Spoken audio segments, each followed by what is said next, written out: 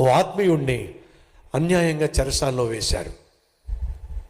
అదే గదిలో బహు కఠినమైన కర్కశమైన క్రూరుడైనటువంటి ఖైదీ ఉన్నాడు. వీళ్ళిద్దరూ కలిసి ఒకే గదిలో ఉంటున్నారు.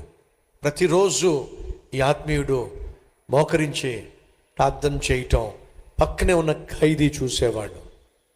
అలా ప్రతిరోజు ప్రార్థన చేస్తున్నప్పుడు అన్యాయంగా తప్పు చేయకుండానే చెరసాల పాలైపోయి భార్యకు బిడ్డలకు తన వారందరికీ దూరం అయిపోయి ఈ చెరసాల్లో మగ్గిపోతున్నటువంటి ఆ ఆత్మీయుడు ప్రతిరోజు ప్రార్థన చేస్తున్నప్పుడు ఈ ఖైదీకి అర్థమైపోయింది, ఓహో ఈ భక్తుడు ప్రార్థన చేస్తే దేవుడు దిగి వచ్చి ఈయన ఇప్పుడు చెరసాల్లోంచి బయటికి తీసుకెళ్తాడనమాట.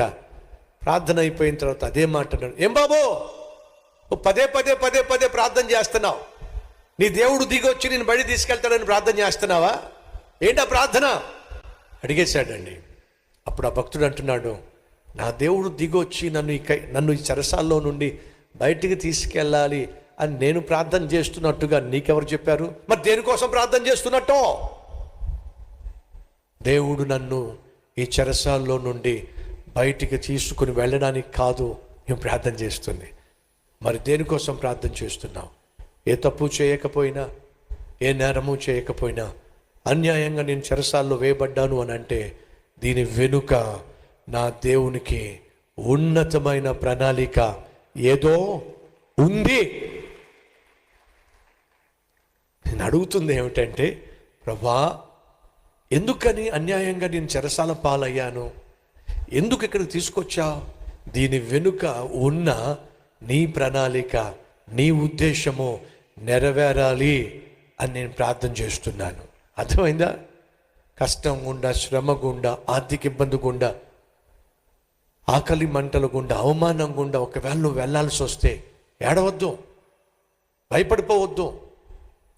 నా దేవునికి తెలియకుండా నీ జీవితంలో ఏమీ జరగలేదు, జరగదు కూడా. ఆయనకు అన్నీ తెలిసినట్లయితే నీ జీవితంలో ఏది జరిగినా సరే దాన్ని ఆశీర్వాదంగా మార్చుటకు నేను ప్రకటిస్తున్న దేవుడు చాలినవాడో. నమ్ముతున్నావా? కొంతకాలం అయిన తర్వాత కరుడు గట్టిన ఆ దొంగ ఇతని యొక్క ఆత్మీయతను చూసి రక్షించబడ్డాడండి, బాగుపడిపోయాడండి. అప్పుడు వచ్చినటువంటి ఆత్మీయుడు అంటున్నాడు, అర్థమైంది, ఏ తప్పు నేను చేయకపోయినా నేను చెరసాలకు వచ్చిన కారణం ఏమిటంటే నీ జీవితాన్ని దేవుడు ఎంతో ప్రేమించాడు కాబట్టి నన్ను చెరసాలకు పంపించాడు, నిన్ను రక్షించుకున్నాడు.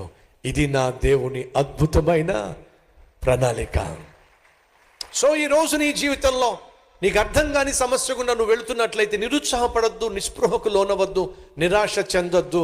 దాని వెనుక దేవుడు కలిగి ఉన్న ఉన్నతమైన ఉద్దేశాన్ని నువ్వు గ్రహించాలి, దానికోసం ప్రార్థన చేయాలి.